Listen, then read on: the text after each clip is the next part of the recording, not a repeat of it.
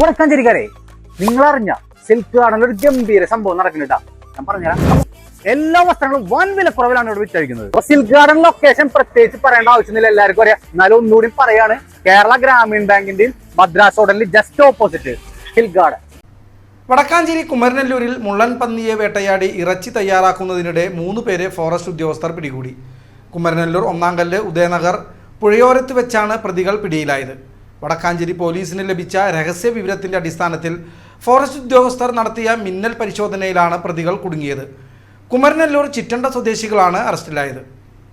കുമരനെല്ലൂർ ഒന്നാംകല്ല് ഉദയനഗർ പുഴയോരത്ത് വെച്ച് മുള്ളൻ പന്നിയെ കൊന്ന് ഇറച്ചി തയ്യാറാക്കുന്നതിനിടെയാണ് 3 പേരെ ഫോറസ്റ്റ് സംഘം പിടികൂടിയത്.